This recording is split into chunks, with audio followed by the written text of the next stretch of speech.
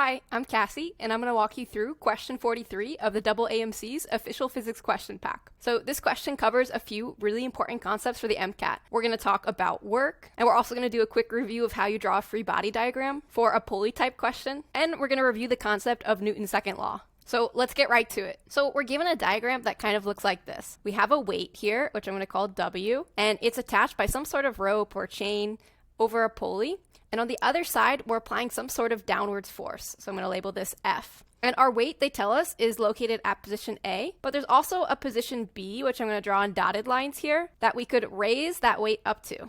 And what we want to know is work being done if we raise that weight up from A to B, or is work being done if we lower that weight down from B to A? And if work is being done in either case, which one requires more work, or do they require the same amount of work? So to figure that out, let's do a quick review of what work is in the first place. So we know that work occurs when we apply a force over a certain distance. So we're going to have work equals force times the distance. And applying that force over the distance has to result in some sort of displacement of the object that the force is applied to. And sometimes that force and that displacement occur at an angle to each other. And in that case, we add cosine theta onto this equation, where theta is our angle between our displacement and our force. So in what kind of scenario, what kind of angle would give us a case where zero work was done? Well, zero work would get done if this cosine theta term ended up as zero. So cosine of what angle is going to give us zero? We know that cosine of 90 degrees would give us zero. So what does that mean? Well, it means if the force that we're applying here results in the displacement of our object being at a 90-degree angle to that force, so I'm saying D for displacement here, then we know that our work done would be zero. Because again, this cosine theta term here is going to be zero, so our value for work is just going to be zero. So as long as the force we're applying over a certain distance does not result in a displacement that's 90 degrees to the force being applied, then we know we're having work done. So let's think about the case where we lift the weight from A to B. Well, whenever we want to identify if work is being done, it's really helpful to draw a free body diagram to see which forces are acting on our weight. So remember, it's really important when we draw a free body diagram that we think about what we're drawing the free body diagram for. So in this case, we're drawing it from the perspective of our weight. So one mistake I see a lot of students make in this question is they think that the force acting on our weight here is like this, because our force is downwards over here, right? So they think that therefore there's a downward force acting on our weight, when really that's not the case. Although our force may be being applied to the rope over on the other side, what's going to happen when we pull down on the rope? Well, the force that the weight is going to feel is actually going to be in the upwards direction, and that we're going to call Ft for the force of tension, the force of the tension of the rope pulling the weight upward. Okay, so that we know that we've got the force of tension acting upwards when we raise our weight from position A to position B. And then of course, we know that we're also going to have the force of gravity, so I'm going to say Fg, acting downwards, and we know that our equation for the force of gravity would be the mass of the weight times the force of gravity. So we have two main forces acting on our weight. They didn't say anything about friction, so we should just assume that any friction between the pulley and the rope and the weight is negligible. And that's going to be usually the case for the MCAT, unless the question is specifically about friction. So the force of gravity was already acting on this weight, right, before we started pulling down on that rope. So the new force that we need to consider for our work equation here that's acting on our weight is that force of tension pulling upwards on our weight. So that means that our force is going to be in the upwards direction in this case. So what angle is our displacement going to be relative to our force? Well, the displacement of our weight is just going vertically upwards too, right? So this would be the displacement of our weight as well. And that means, again, if we have our force of tension in the upwards direction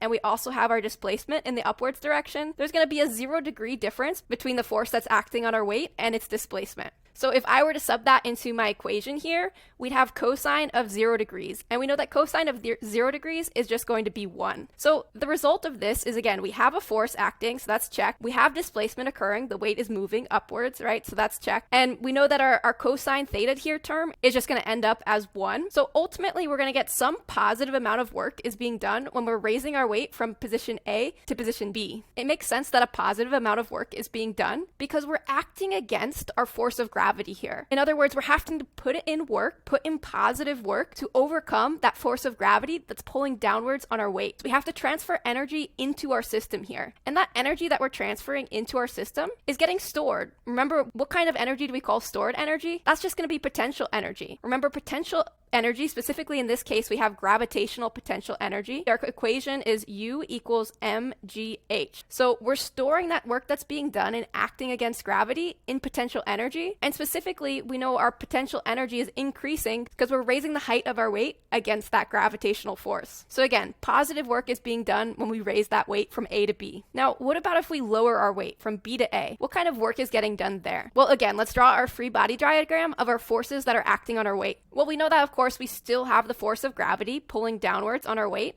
Even when it's going downward, that force of gravity is still pulling it downwards. And then in the upwards direction, we're still going to have that force of tension. So even though our weight is moving downwards, the tension of the rope is still pulling it upwards. So the only difference from when we were raising the weight here is going to be the direction of our displacement. Here, we're lowering the weight, so our displacement is also going to be in this downwards direction. So now we have a different angle between our force being applied, our new force, the force of tension of the rope, and our displacement. What's going to be that angle? Well, again, our force being applied, our force of tension is in the upwards direction, and then we have our displacement going in the downwards direction. So what's going to be the angle between our two forces? 180 degrees. So if I were plugging into my work equation here, again, we know we have our force of tension being applied, so that's a check. We know I have displacement happening, but our cosine theta here is going to be cosine of 180 degrees instead of cosine of 0. And we know that cosine of 180 degrees is going to be -1. So the overall result of this is that we're going to get a negative quantity for our value of work when we lower the weight from B to A.